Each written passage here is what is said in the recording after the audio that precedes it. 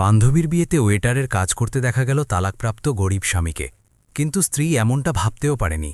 এরপর যা হলো বন্ধুরা, এমনই এক মুহূর্ত এসেছিল অনন্যা বর্মার জীবনে, যখন সে তার ছোট্ট ছেলে ঈশান, তার বয়স্ক মাতাপিতা এবং সম্পর্কে ভাই হওয়া সমীরের সাথে উত্তরপ্রদেশের এক শান্ত কিন্তু সুসংস্কৃত শহর প্রতাপগড়ে তার ছোটবেলার বান্ধবীর বিয়েতে পৌঁছেছিল, যেখানে বাইরে থেকে সবকিছু আলো, রং এবং হাসিতে ভরা বলে মনে হচ্ছিল, কিন্তু অনন্যার ভেতরে কোথাও না কোথাও গত কয়েক বছরের ভাঙন এখনও চুপচাপ নিঃশ্বাস নিচ্ছিল।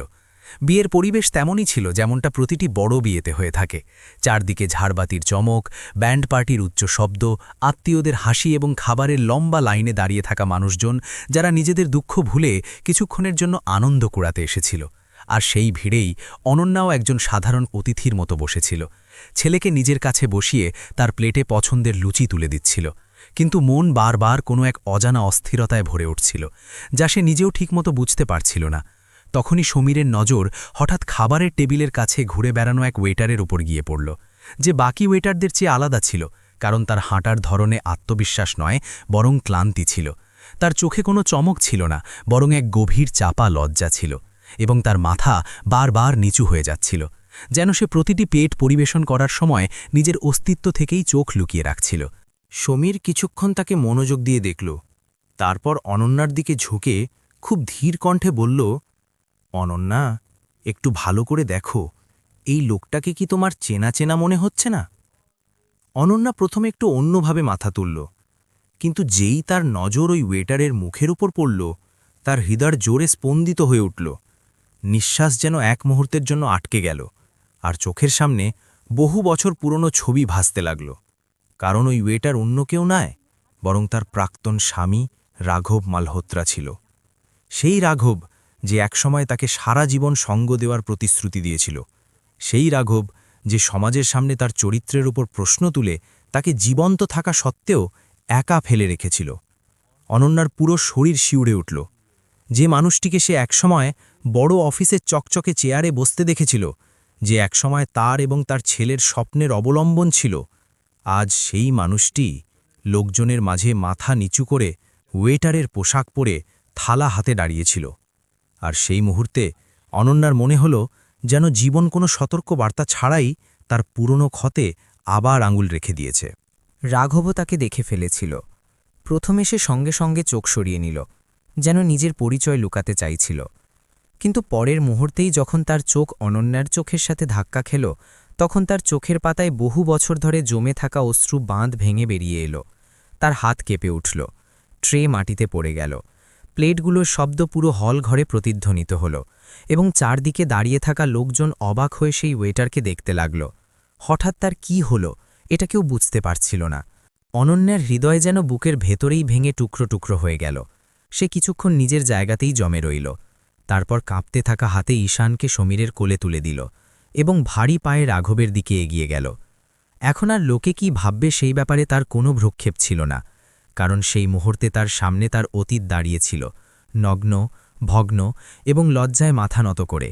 রাঘবের সামনে দাঁড়িয়ে অনন্যার কণ্ঠস্বর যেন অন্য কারোর মতো শোনাচ্ছিল, রাঘব, তোমার এই অবস্থা কিভাবে হলো? তুমি এখানে ওয়েটার হয়ে? রাঘব কিছুই বলতে পারল না। সে ওখানেই মাটিতে বসে পড়ল, দেওয়ালে পিঠ ঠেকিয়ে ফুঁপিয়ে কেঁদে উঠল। তার কান্নার আওয়াজ এতই তীব্র ছিল যে পাশে দাঁড়িয়ে থাকা মানুষজন অস্বস্তিতে দূরে সরে যেতে লাগল, আর তার চোখ থেকে গড়িয়ে পড়া জল যেন তার পুরো জীবনের কাহিনী বর্ণনা করছিল। অনন্যা তাকে দেখতে লাগল। মনে প্রশ্নের ঝড় বইছিল, রাগ, যন্ত্রণা, তিরস্কার আর অনেক গভীরে চাপা পড়ে থাকা মানবতা, সবকিছু একসাথে উপচে পড়ছিল।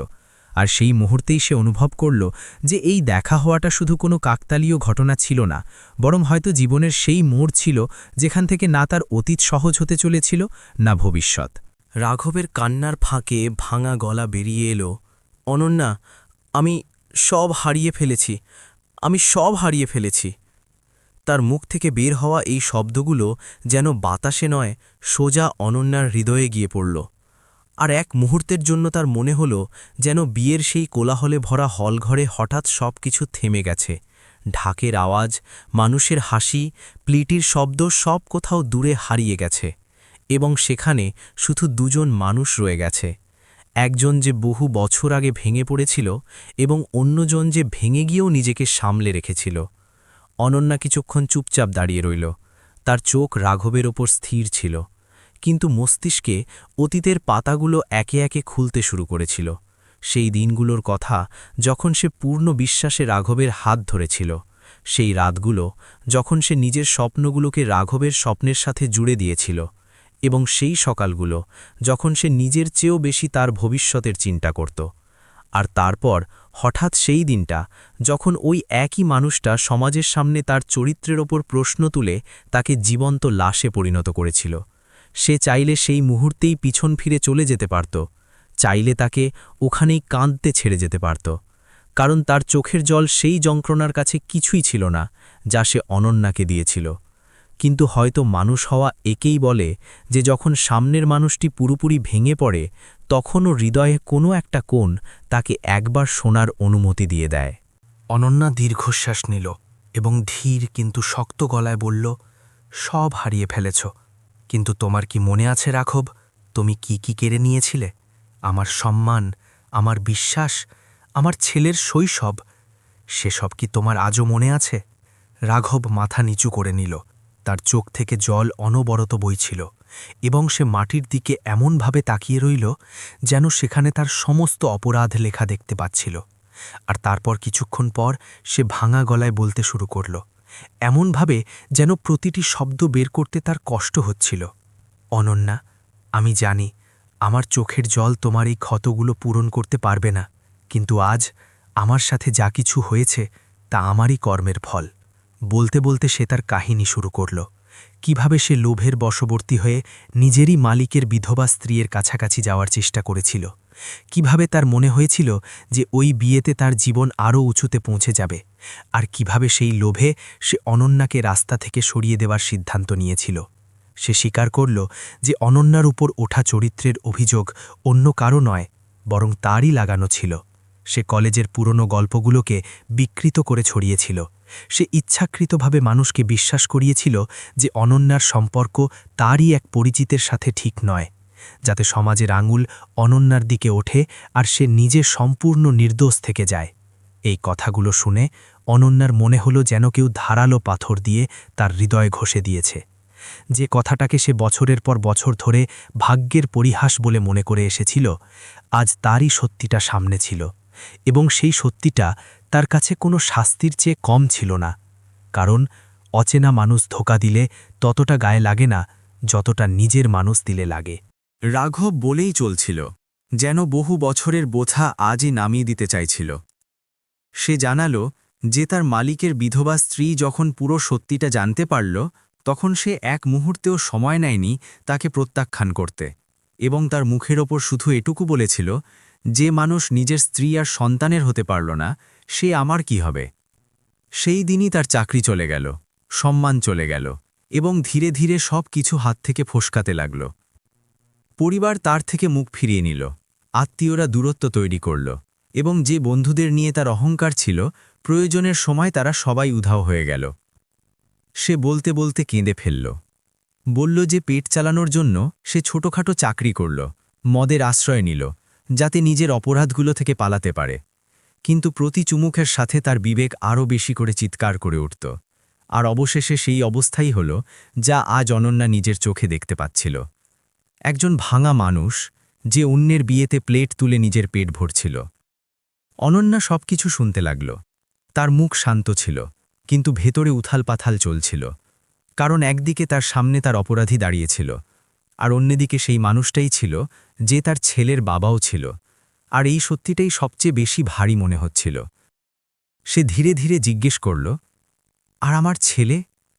তোমার মনে কি একবারও এই প্রশ্ন আসেনি যে সে কি অবস্থায় থাকবে? যখন তুমি আমাকে বদনাম করছিলে, তখন কি তোমার ওর চোখগুলোর কথা মনে পড়েনি? রাঘব ফুপিয়ে কেঁদে উঠল। প্রতিদিন মনে পড়েছে অনন্যা, কিন্তু আমি এতটাই নিচে নেমে গিয়েছিলাম যে সত্যের মুখোমুখি হওয়ার সাহসই আর অবশিষ্ট ছিল না। বলতে বলতে সে তার মাথাটা দুহাত দিয়ে চেপে ধরল, যেন নিজেকেই শাস্তি দিচ্ছিল। সেই মুহূর্তটি অনন্যার জন্য সহজ ছিল না। তার ইচ্ছে করছিল চিৎকার করে বলতে যে অনেক দেরি হয়ে গেছে, কিছু অপরাধ ক্ষমার অযোগ্য, কিন্তু সেই মুহূর্তেই তার চোখের সামনে ঈশানের নিষ্পাপ মুখটা ভেসে উঠল, আর সেই মুখটি তার সমস্ত প্রশ্নগুলোকে আরও জটিল করে তুলল। বিয়ের কোলাহল আবার তার কানে ফিরে আসতে শুরু করেছিল। লোকজন আবার হাসতে কথা বলতে শুরু করেছিল, কিন্তু অনন্যা বুঝতে পারছিল যে আজ তার জীবনে এমন এক ফাটল দেখা দিয়েছে যা আর উপেক্ষা করা যাবে না। কারণ এটি শুধু অতীতের কথা ছিল না, বরং তার ছেলের ভবিষ্যতের সাথে যুক্ত প্রশ্ন হয়ে দাঁড়িয়েছিল। সে ধীরে ধীরে সেখান থেকে সরতে লাগল, রাঘবকে ওখানেই বসে থাকতে ছেড়ে। কিন্তু তার পা ভারী ছিল এবং মনে এক অদ্ভুত অস্থিরতা ছিল। আর যেতে যেতে তার কানে রাঘবের ভাঙা কণ্ঠস্বর বাজতে লাগল, অনন্যা, যদি কখনো আমাকে শেষবারের মতো শোনার ইচ্ছে হয় তাহলে একবার সুযোগ দিও। তার এই কণ্ঠস্বর অনন্যার কানে নয়, সোজা তার হৃদয়ে গিয়ে ধাক্কা দিয়েছিল।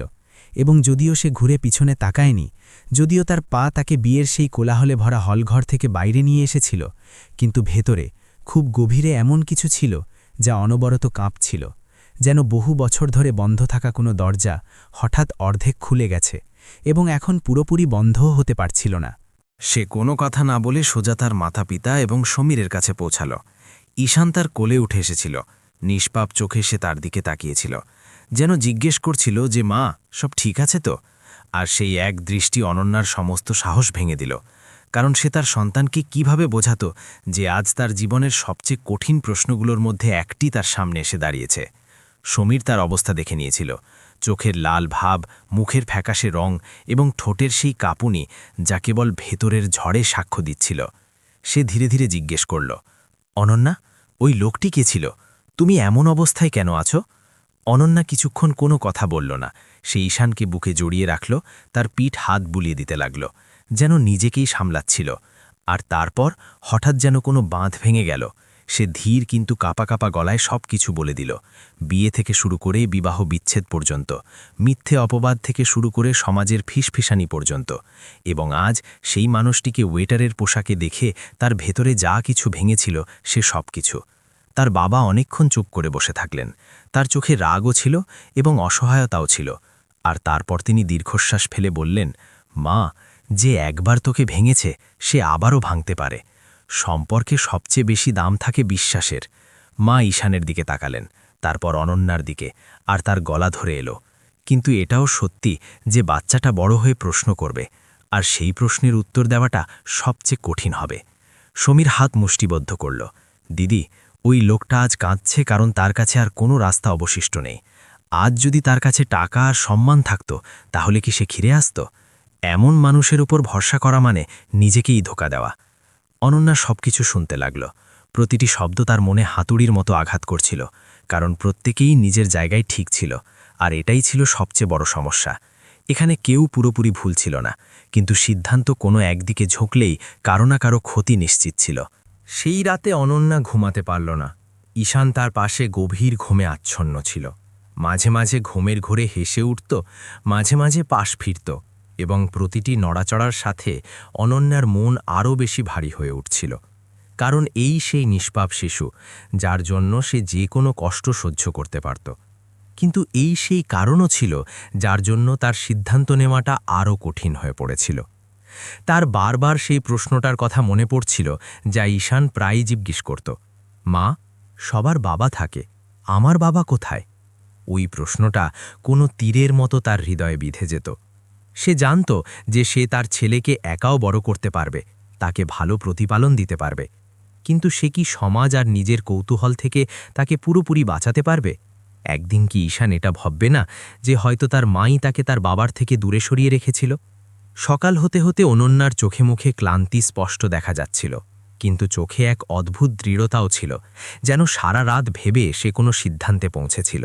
আর সেই সকালেই সে নিজেকে একটা কথা দিল, আমি পালাবো না, না অতীত থেকে, না সত্য থেকে।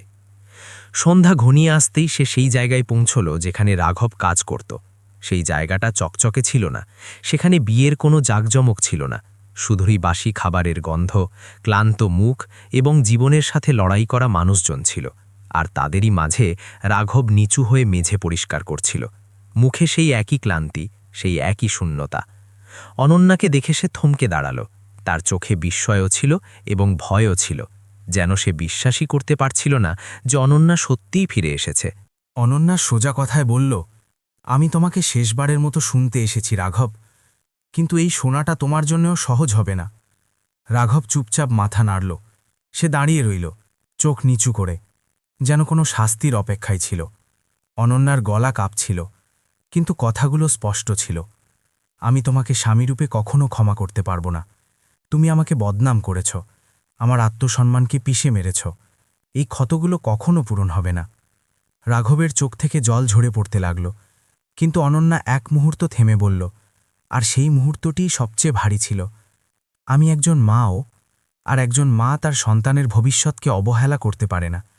রাঘব ধীরে ধীরে মাথা তুলল। তার চোখে প্রথমবারের মতো কোনো আশার আলো দেখা যাচ্ছিল, কিন্তু ভয়ের সাথে। অনন্যা আরও বলল, যদি আমি তোমাকে একটা সুযোগ দিই, তবে সেটা আমার বাধ্যবাধকতা নয়। আমার শর্ত হবে, একটা মিথ্যে, একটা ধোঁকা, আর তুমি চিরকালের মতো আমাদের জীবন থেকে বেরিয়ে যাবে।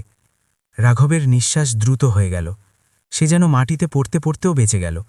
সে কাঁপা কাঁপা গলায় বলল, অনন্যা, যদি তুমি আমাকে এই সুযোগ দাও, তাহলে আমি এটাকে ঈশ্বরের দেওয়া শেষ বরদান বলে মনে করব। তার মুখ থেকে বের হওয়া এই শব্দগুলো বাতাসে ভেসে হারিয়ে যায়নি, বরং অনন্যার ভেতরে খুব গভীরে গিয়ে বসেছিল। কারণ এটি কোনো সাধারণ প্রতিশ্রুতি ছিল না। এটি সেই মানুষের শেষ আর্তনাদ ছিল, যে নিজের জীবনকে নিজের হাতেই ধ্বংস করে ফেলেছিল। আর এখন ধ্বংসস্তূপের নিচে চাপা পড়ে সে জিজ্ঞেস করছিল যে সে কি আবার উঠে দাঁড়ানোর অধিকার পেতে পারে, নাকি এটাই তার শেষ হবে। অনন্যা কিছুক্ষণ চুপ করে দাঁড়িয়ে রইল। তার চোখের সামনে গত বছরগুলো কোনো সিনেমার মতো চলতে লাগল। সেই দিনগুলো যখন সে রাঘবের জন্য নিজের স্বপ্নগুলোকে ছোট করে নিয়েছিল, সেই রাতগুলো যখন সে দেরি করে বাড়ি ফিরত আর অজুহাত দিত, সেই সকালগুলো যখন প্রতিবেশীদের চোখে প্রশ্ন থাকত আর তার চোখে উত্তর থাকত না। আর তারপর সেই কালো সন্ধ্যা, যখন সমাজের মাঝে তাকে চরিত্রহীনা বলে সাব্যস্ত করা হয়েছিল এবং রাঘব চুপচাপ দাঁড়িয়েছিল, যেন তার ওপর কোনো অভিযোগই ছিল না। সেই ভিড়ের মাঝে দাঁড়িয়ে সে নিজের সব কিছু হারিয়ে ফেলেছিল, স্বামী, বাড়ি, সম্মান আর সেই বিশ্বাস যা একজন নারীর কাছে তার সবচেয়ে বড় সম্বল। আজ সেই মানুষটাই তার সামনে দাঁড়িয়েছিল, ভাঙা, অবনত এবং হয়তো প্রথমবারের মতো সত্যিই লজ্জিত। অনন্যার ভেতরে দুটো আওয়াজ অনবরত ধাক্কা খাচ্ছিল। একটা বলছিল যে একবার ধোঁকা দিয়েছে সে আবারও দেবে। অন্যটা বলছিল, কিন্তু একজন মা কি তার সন্তানের কাছ থেকে তার বাবার নাম চিরকালের জন্য কেড়ে নিতে পারে? সে রাঘবের দিকে তাকালো। সে মাটিতে বসেছিল, মাথা নিচু করে, যেন সিদ্ধান্ত অনন্যার নয়, তার ভাগ্যের ছিল। আর সেই মুহূর্তে অনন্যা অনুভব করল যে আসল ক্ষমতা তার হাতেই, ক্ষমা করারও এবং চিরকালের জন্য ছেড়ে দেওয়ারও। সে ভারী গলায় বলল, রাঘব, মন দিয়ে শোনো। একজন স্ত্রী হিসেবে আমি তোমাকে কখনো ক্ষমা করতে পারবো না। তুমি যা করেছ তা এমন এক বিষ যা সারা জীবন আমার ভেতরে থেকে যাবে। রাঘবের চোখ জলে ভরে এলো, কিন্তু সে চুপ করে রইল। অনন্যা আরও বলল, কিন্তু একজন মা হিসেবে আমি আমার ছেলেকে অসম্পূর্ণ দেখতে পারবো না। আমি চাই না সে বড় হয়ে এটা ভাবুক যে তার মাই তাকে বাবার থেকে দূরে রেখেছিল। তার গলা বুঝে এলো। তাই আমি তোমাকে একটা শেষ সুযোগ দিচ্ছি, নিজের জন্য নয়, আমার ছেলের জন্য। রাঘব যেন হতবাক হয়ে গেল। সে কিছুক্ষণ পর্যন্ত কিছুই বুঝতে পারছিল না, আর তারপর হঠাৎ তার শরীরে যেন প্রাণ ফিরে এলো। সে মাটি থেকে উঠে অনন্যার পায়ের দিকে ঝুঁকতে গেল, কিন্তু অনন্যা সঙ্গে সঙ্গে তাকে আটকে দিল। না, সে কঠোরভাবে বলল, এটা কোনো দয়া নয়, এটা একটা দায়িত্ব। যদি তুমি সামান্যতমও ভুল করো, যদি আমার ছেলের চোখে তোমার জন্য এক ফোঁটাও জল আসে, তাহলে বুঝে নিও যে তুমি আর কখনো আমাদের জীবনে ফিরে আসতে পারবে না। রাঘবের গলা কাঁদতে কাঁদতে ভেঙে গেল। অনন্যা, আমি কসম খাচ্ছি, এখন আমার জীবনের প্রতিটি মুহূর্ত শুধু ঈশানের জন্য হবে। আমি বাবা হয়ে দেখাবো, স্বামী নয়, কিন্তু মানুষ অবশ্যই হব। সেই মুহূর্তে অনন্যার চোখ থেকে জল বেরিয়ে এলো। এই জল দুর্বলতার ছিল না, বরং সেই বোঝার ছিল যা সে নিজের কাঁধে তুলে নিয়েছিল, একটি ভেঙে যাওয়া সম্পর্ক জোড়া লাগানোর চেষ্টার বোঝা। কিছুদিন পর অনন্যা তার মাতাপিতাকে সবকিছু বলে দিল। বাবা দীর্ঘ নীরবতার পর শুধু এটুকু বললেন, মা, তুই খুব বড় সিদ্ধান্ত নিয়েছিস। ঠিক না ভুল তা সময়ই বলবে, কিন্তু তুই যদি মা হয়ে ভেবে থাকিস, তবে আমরা তোর সাথে আছি। মা ঈশানকে কোলে তুলে নিলেন এবং তার পিঠে হাত বুলিয়ে দিয়ে বললেন, ঈশ্বর করুন এই বাচ্চাটার ভাগ্য আমাদের চেয়েও শক্ত হোক। সমীর খোলাখুলি সমর্থন না করলেও সে বাধাও দেয়নি, কারণ সে জানত যে কিছু যুদ্ধ বাইরে নয়, ভেতরে লড়তে হয়। একদিন সকালে শহরের পুরনো মন্দিরে কোনো হইচই বা ঢাকঢোল ছাড়াই অনন্যা এবং রাঘব আবার 7 পাক খুলল। কোনো লোক দেখানো ব্যাপার ছিল না, কোনো ভিড় ছিল না, শুধু সামনে ঈশান দাঁড়িয়েছিল, নিষ্পাপ চোখে এসব দেখছিল, যেন সেও অনুভব করছিল যে আজ তার জীবনের কোনো একটা খালি কোণ পূরণ হচ্ছে। পুরোহিত মন্ত্র পড়লেন এবং যখন অনন্যা শেষ পাক খুঁড়ল তখন তার মনে কোনো আনন্দ ছিল না, বরং এক গভীর গাম্ভীর্য ছিল। এটা জেনে যে এই সম্পর্ক এখন স্বপ্নের ওপর নয়, দায়িত্বের ওপর দাঁড়িয়ে আছে। রাঘব ঈশানকে কোলে তুলে নিল। ঈশান তার গলায় হাত রাখল এবং প্রথমবারের মতো ধীর গলায় বলল, বাবা। ওই একটি শব্দ রাঘবকে ভেতর পর্যন্ত নাড়িয়ে দিল। সে ফুপিয়ে কেঁদে উঠল, যেন বহু বছর ধরে আটকে থাকা কোনো নদী হঠাৎ বাঁধ ভেঙে বেরিয়ে এলো। আর সেই মুহূর্তে সেখানে উপস্থিত প্রতিটি মানুষের চোখ ভিজে গেল। সময় বয়ে যেতে লাগল। রাঘব পরিশ্রম শুরু করল। ছোট কাজ, কম বেতন, কিন্তু সততার সাথে। অনন্যা বুকে পাথর চেপে ধৈর্য শিখল, আর ঈশান ধীরে ধীরে হাসতে শিখল, কারণ এখন তার প্রশ্নগুলোর উত্তর তার চোখের সামনে ছিল।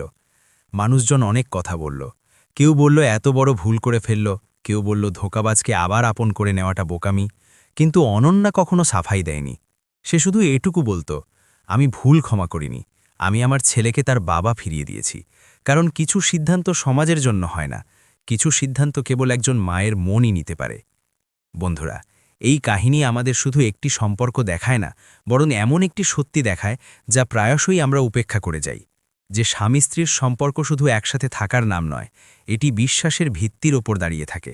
আর যখন সেই বিশ্বাস ভেঙে যায়, তখন মানুষ বাইরে থেকে যতই শক্ত দেখাক না কেন, ভেতর থেকে সে পুরোপুরি ভেঙে চুরমার হয়ে যায়। ঠিক যেমন অনন্যা এবং রাঘব দুজনেই ভেঙে পড়েছিল, একজন ধোঁকা দিয়ে এবং অন্যজন ধোঁকা ছোঁয়ে। এই কাহিনী আমাদের এটাও ভাবতে বাধ্য করে যে জীবন প্রত্যেককে তার ভুলের শাস্তি অবশ্যই দেয়, কিন্তু কখনো কখনো সেই জীবন একটা শেষ সুযোগও দেয়, এবং তখন সিদ্ধান্ত আমাদের হাতে থাকে যে আমরা সেই সুযোগটিকে মানবিকতার সাথে গ্রহণ করব নাকি নিজের যন্ত্রণার সাথে ছেড়ে দেব।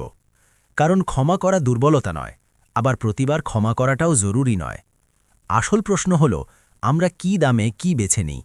এবার প্রশ্ন আপনাদের কাছে বন্ধুরা, যদি আপনার জায়গায় অনন্যা থাকত, তাহলে আপনি কি এমন একজনকে, যে আপনাকে সমাজের সামনে মাথা নিচু করিয়েছে, শুধু নিজের সন্তানের খাতিরে আবার সুযোগ দিতেন, নাকি নিজের আত্মসম্মানকে সবার ওপরে রেখে চিরকালের জন্য সেই সম্পর্ক থেকে বেরিয়ে আসতেন? আপনার সিদ্ধান্ত কি হতো, মন থেকে নাকি মাথা থেকে? নিজের মতামত অবশ্যই লিখে জানাবেন, কারণ হতে পারে আপনার একটি লাইন অন্য কারো জীবনকে নতুন দিশা দেখাতে পারে। আর যদি এই কাহিনী আপনাদের হৃদয় ছুঁয়ে যায়, যদি কোথাও আপনার নিজের কাহিনীর সাথে মিল খুঁজে পান, তবে লাইক করতে ভুলবেন না। নিজের বন্ধু এবং পরিবারের সাথে অবশ্যই শেয়ার করুন, এবং এমন হৃদয়স্পর্শী সত্য কাহিনীর জন্য আমাদের সাথে জুড়ে থাকুন। চ্যানেল কাহিনী সেন্টারকে সাবস্ক্রাইব করুন। দেখা হবে পরের ভিডিওতে, ততক্ষণ নিজের খেয়াল রাখবেন।